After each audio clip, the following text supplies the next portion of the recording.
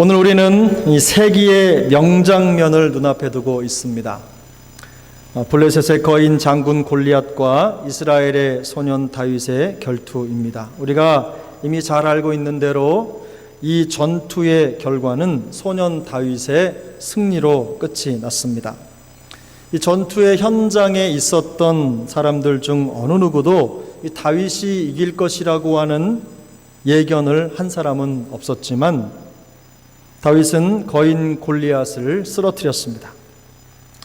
눈앞에 벌어지는 일이 너무도 믿기지 않기 때문에 수많은 사람들이 놀랐겠지만, 그러나 오늘의 이 전투의 결과는 그야말로 상상을 초월하는 결과였음을 우리는 역사를 통해서 알고 있습니다.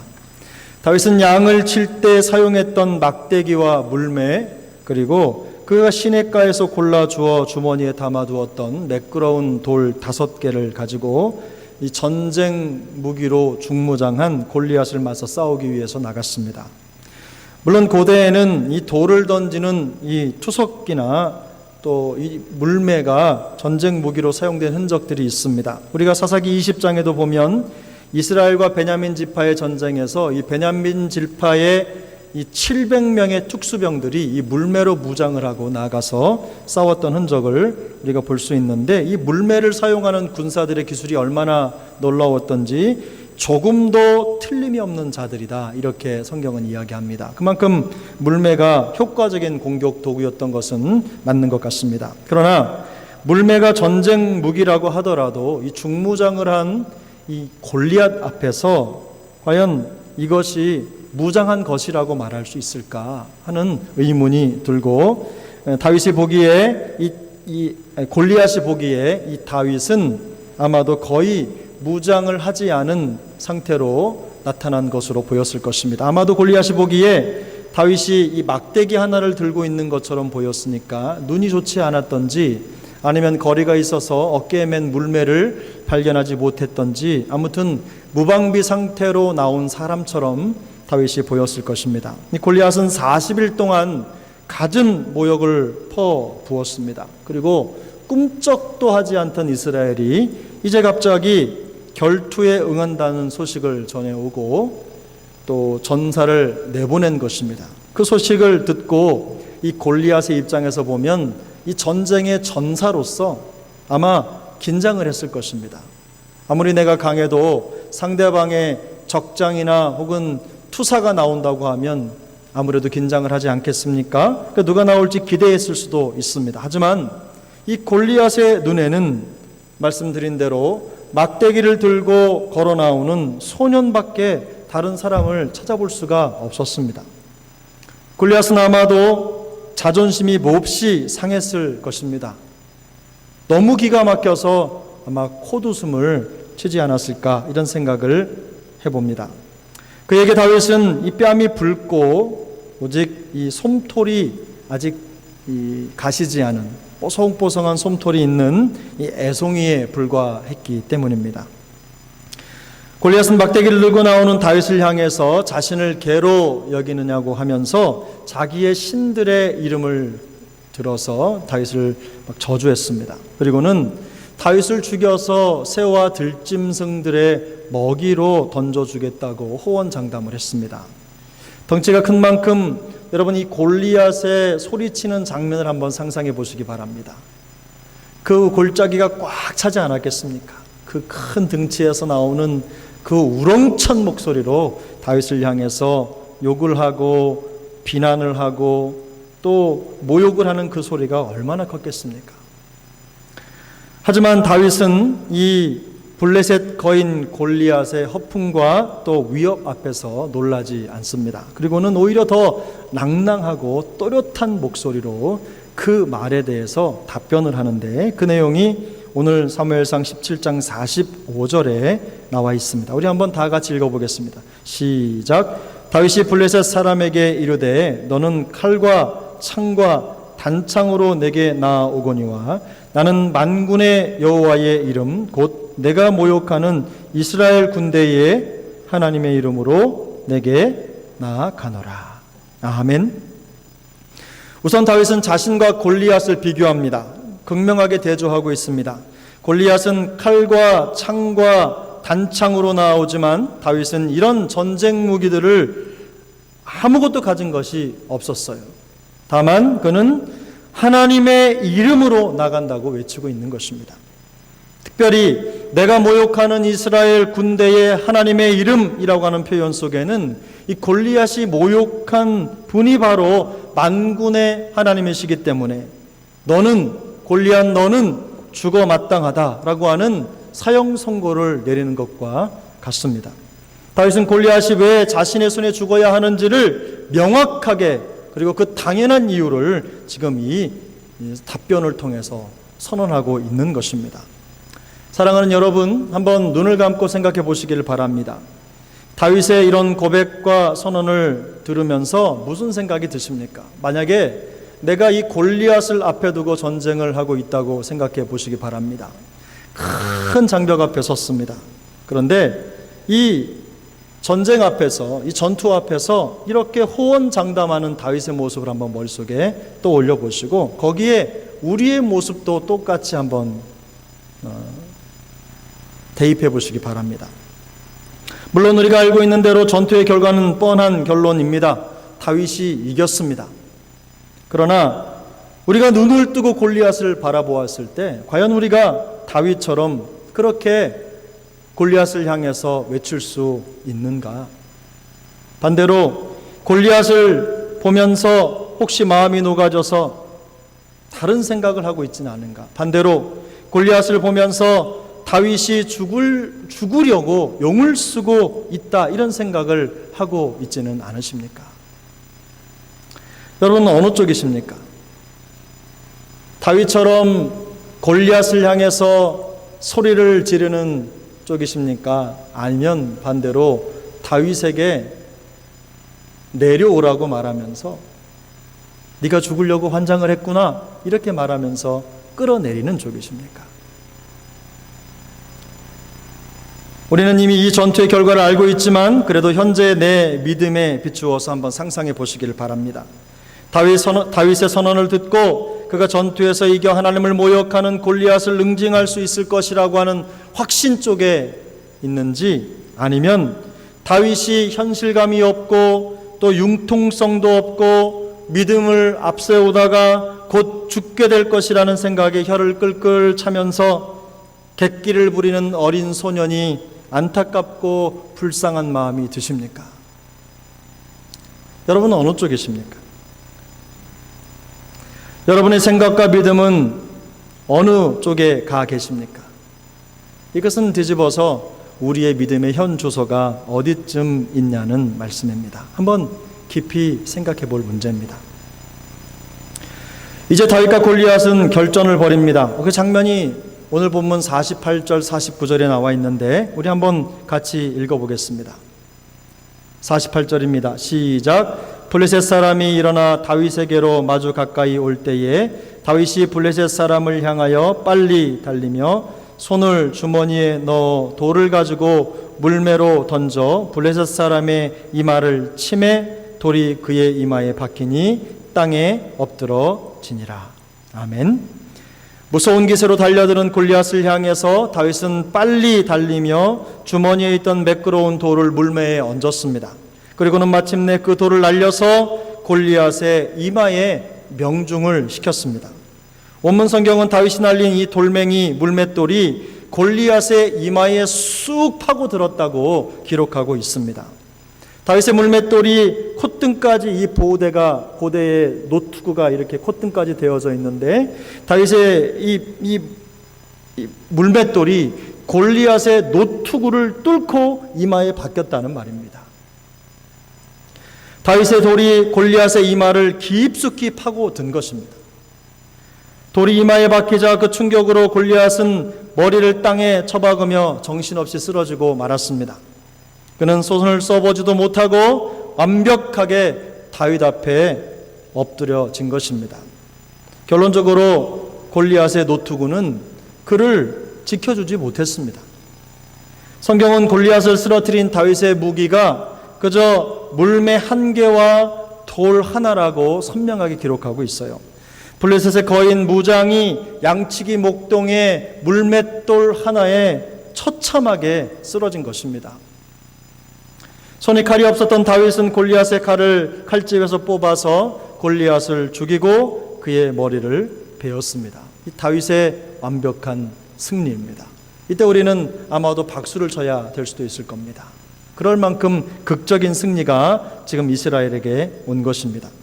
용사인 골리앗은 양치기의 물매와 돌만으로 죽임을 당했죠. 이것처럼 치욕적인 순간이 어디 있겠습니까?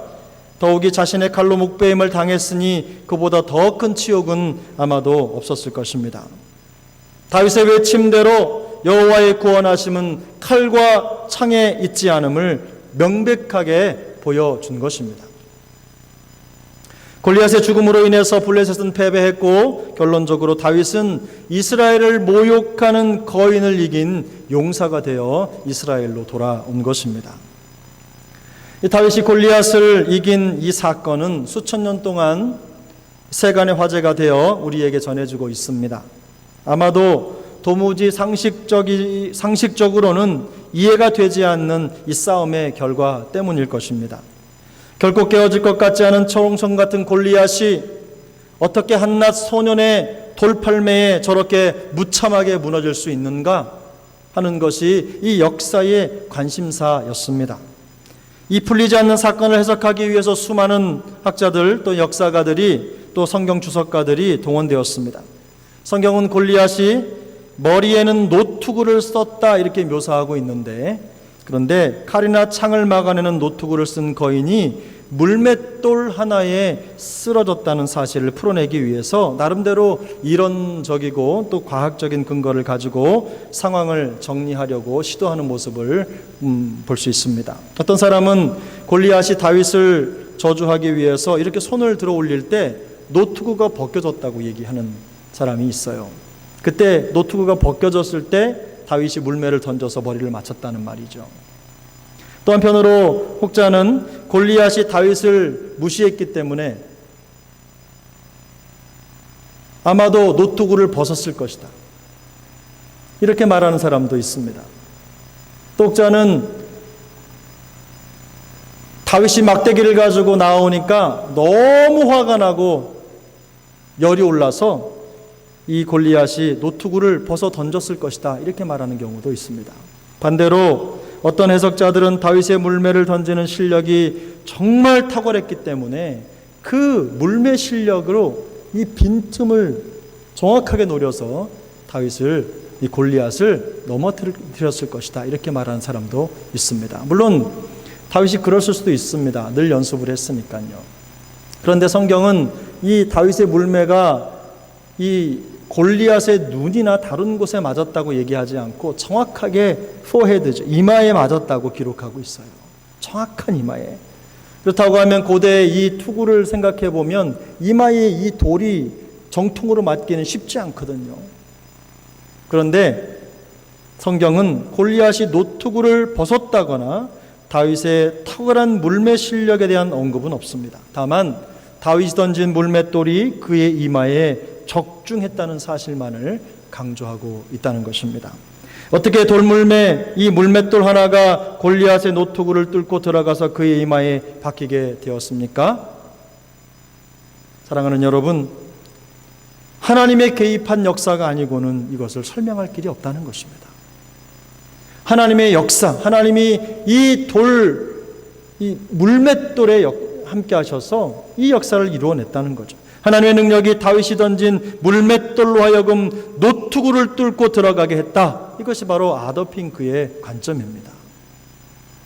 뿐만 아니라 다윗은 그 하나님의 능력을 믿었고, 그리고 그는 그 믿음의 물맷돌을 골리앗에게 던져서 그를 쓰러뜨린 것입니다. 결국 골리앗을 쓰러뜨린 것은 이 다윗의 물맷돌이 아니라 믿음이라는 것을 강조하고 있는 것이죠. 믿음으로 던져진 작은 물맷돌 하나가 살아계시는 하나님의 능력을 힘입어 골리앗의 노투구를 뚫는 강력한 철갑탄처럼 쓰임을 받게 된 것입니다. 성경 속에는 이처럼 하나님께서 하신 일이라고 하나님께서 하신 일이라고 밖에는 다른 방법으로 설명할 수 없는 일들이 많이 기록되어 있어요. 그 대표적인 예가 이스라엘의 여리고성 함락 작전입니다. 이스라엘은 결코 무너지지 않을 초롱성처럼 굳게 닫힌 여리고성을 오직 하나님의 말씀을 의지하고 걸었습니다. 믿음으로 걸었어요. 이스라엘은 하나님의 말씀을 따라 걸으며 창과 칼이 아닌 양각 나팔과 온 백성의 함성만으로, 그리고 이 발걸음만으로 이 여리고성을 무너뜨렸어요.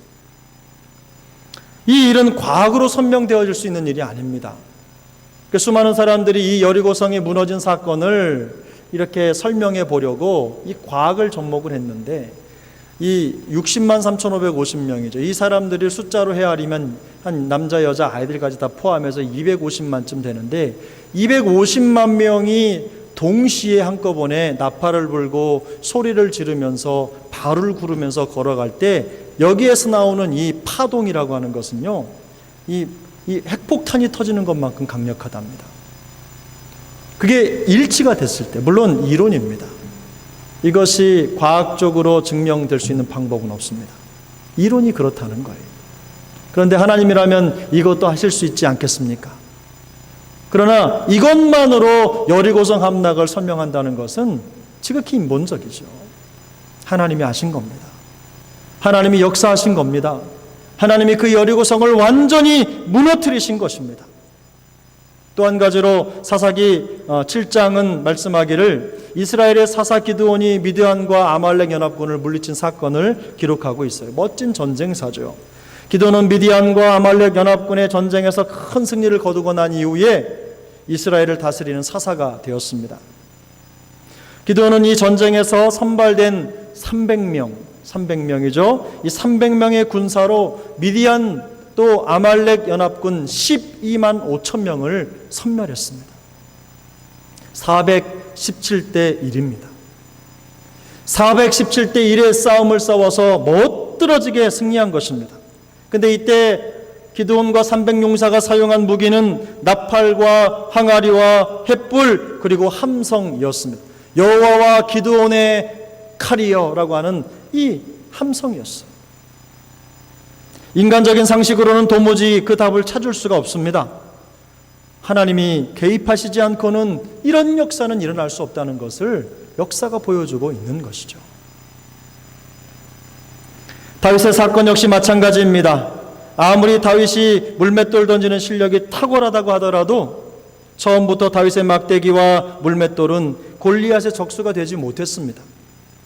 그렇다면 성경은 이 다윗이 골리앗을 쓰러뜨린 사건이나 여리고성을 무너뜨린 사건, 또는 기드온의 300용사가 항아리와 횃불과 함성으로 미디안 군사 12만 5천 명을 섬멸한 사건, 이 사건을 통해서 우리에게 보여주시고자 하는 것은 무엇일까요? 이것은 다름 아닌 하나님의 백성 뒤에는 살아계시는 강력한 하나님이 계시다는 사실을 보여주시는 것입니다. 뿐만 아니라 동시에 그의 백성들은 그 살아계시는 하나님을 신뢰하는 거룩한 믿음의 자리로 돌아와야 한다.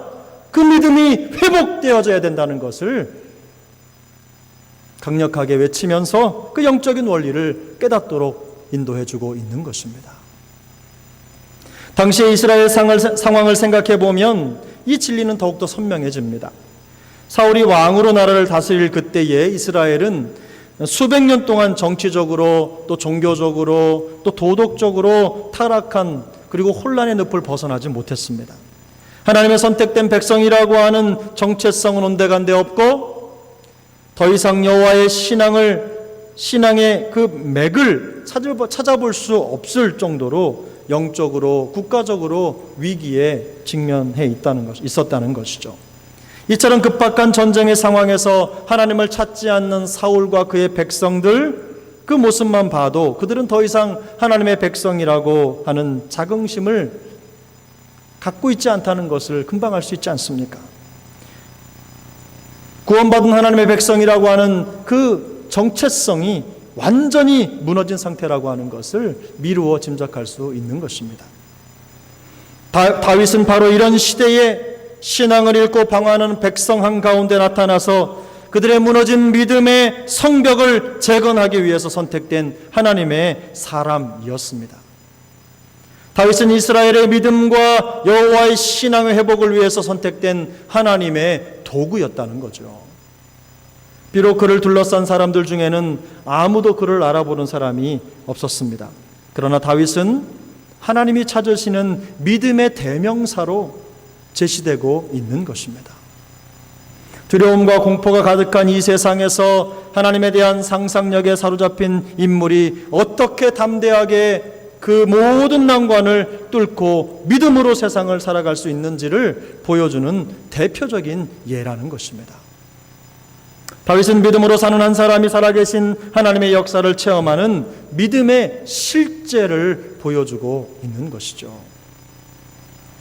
그러면 다윗은 어떻게 자신의 처한 환경에서 믿음의 모습을 보여주고 있습니까? 자기가 처한 환경에서 어떻게 믿음의 모습을 보여주고 있어요?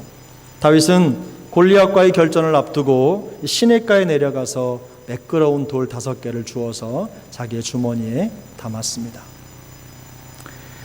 그가 골리앗을 향해 달리며 물매를 돌렸죠. 그 물매에 넣어 골리앗을 향해 던진 시냇가에서 주웠던 이 매끄러운 돌 5개. 저는 이것을 영적으로 볼 때 다윗은 그 돌리는 물매 속에 매끄러운 돌을 넣은 것이 아니라 저는 기도를 넣었다고 확신합니다. 다윗은 기도의 돌을 물매에 넣어 골리앗에게 던진 것입니다. 살아계시는 하나님의 구원을 바라는 간절하고도 절박한 그 기도의 물맷돌을 던진 것입니다. 뿐만 아니라 다윗은 믿음의 돌을 물매에 넣어 던졌습니다. 골리앗을 향해 던졌어요.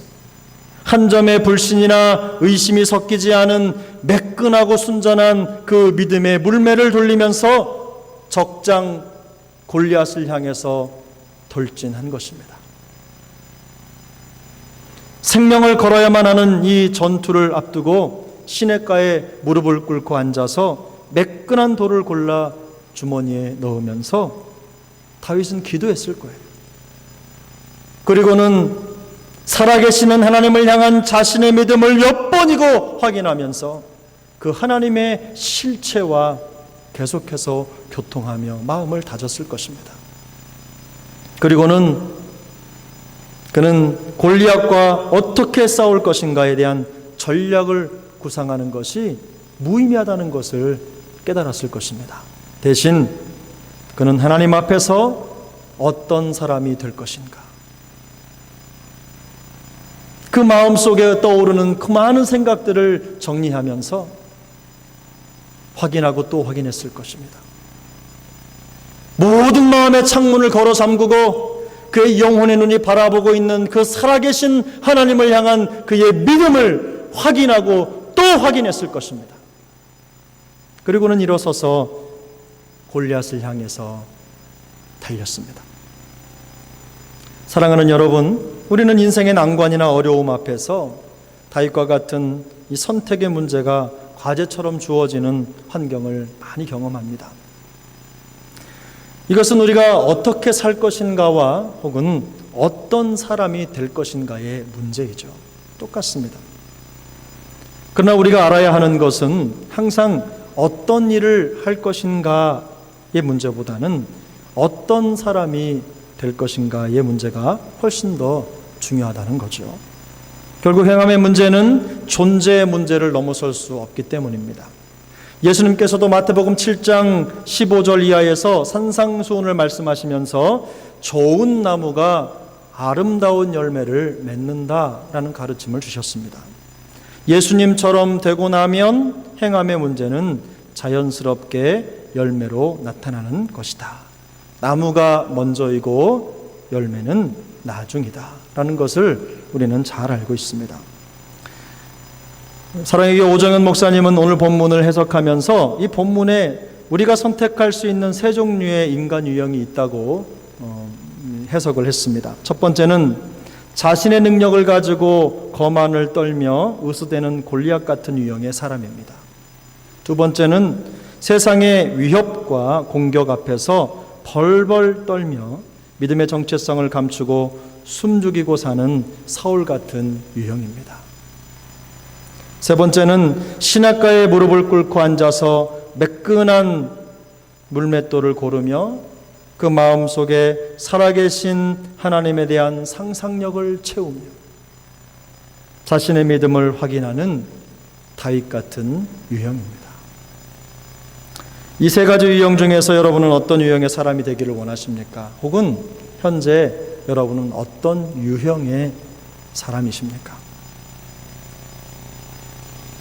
실제로 현실 속에서 골리앗과 같은 인생의 장애와 위협을 만날 때 생각의 여유를 가지고 깊이 생각하고 또 올바른 방법을 찾아내고 또 선택한다는 것이 그렇게 말처럼 쉬운 것은 아닙니다.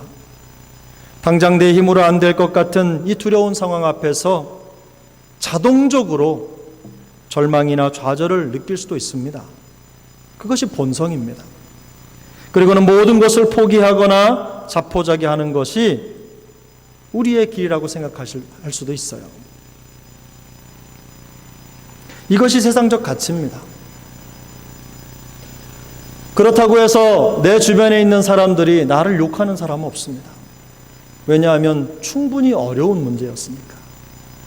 그리고 내가 넘어설 수 없는 큰 골리앗 같은 그런 적이 내 앞에 있었고 나는 내 능력으로는 아무것도 할 수 없었기 때문에 포기하는 것이 당연하겠죠.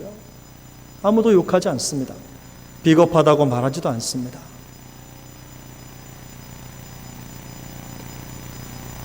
안 되는 것은 안 된다고 말하는 것이 정직해 보이고 현실적이기 때문입니다.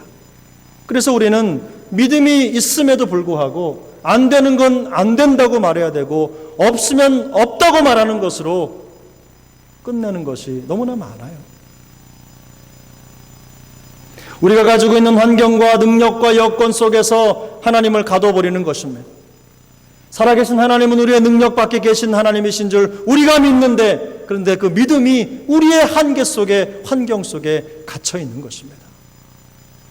하지만 여러분, 우리 그리스도인들에게는 세상이 갖지 못한 또 세상 사람들은 흉내도 낼 수 없는 삶의 길이 있다는 것을 잊어서는 안 될 것입니다. 바로 믿음의 길입니다. 그리고 그 믿음으로 드리는 기도의 길입니다. 살아계신 하나님은 우리를 통해서 역사하시고 반드시 우리를 구원하시며 당신의 살아계신 것을 드러내 보이실 것이라고 하는 확신을 가지고 하나님께 매달려 기도하는 처절한 기도, 그 기도의 길이 우리에게 주어진 길입니다.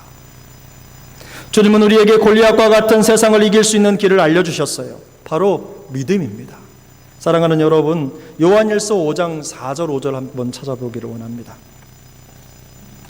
여러분의 성경에 요한일서 5장 4절 5절 신약성경 393면입니다. 요한일서 5장 4절 5절입니다. 여러분이 성경 넘기는 소리를 듣고 싶어서 제가 성경을 찾으라고 말씀을 드리는 겁니다. 너무나 아름다운 소리 아닙니까? 요한일서 5장 4절 5절 같이 읽겠습니다. 시작. 무릇 하나님께로부터 난 자마다 세상을 이기느니라. 세상을 이기는 승리는 이것이니 우리의 믿음이니라. 예수께서 하나님의 아들이심을 믿는 자가 아니면 세상을 이기는 자가 누구냐? 할렐루야. 무릇 하나님께로부터 난 자마다 세상을 이기느니라. 세상을 이기는 승리는 이것이니 우리의 믿음이니라. 예수께서 하나님의 아들이심을 믿는 자가 아니면 세상을 이기는 자가 누구냐? 성경의 선포입니다. 주님은 우리가 세상을 이기는 자라고 말씀하십니다. 하나님의 아들이신 예수 그리스도를 믿는 우리가 바로 이 세상을 이기는 자다라고 말씀하고 있는 것입니다. 저는 바라기는 지금도 살아계셔서 역사하시는 하나님께 순전한 마음으로 기도하는 우리 세종안교회 영가족 되시기를 소원합니다. 뿐만 아니라 한 점의 불신이나 의심이 섞이지 않은 매끈한 물맷돌 같은 믿음으로 무장된 이 시대의 다윗이 되어서 날마다 믿음의 승리를 선포하는 하나님의 사람들이 되시기를 축복합니다. 어떤 장애물을 만나도 우리가 선택할 선택의 방법은 믿음입니다. 그리고 기도입니다. 하나님은 우리로 하여금 우리에게 믿음의 사람이 되라고 지금 강권하고 계신 줄 믿습니다. 오늘 이 말씀을 통해서 삶의 모든 현장에서 항상 믿음을 선택하고 또 믿음으로 기도하며 하나님 앞에 믿음의 승리를 올려드리는 값진 인생을 살아가는 우리 세종학 영가족 모두가 되시기를 예수님의 이름으로 축복합니다.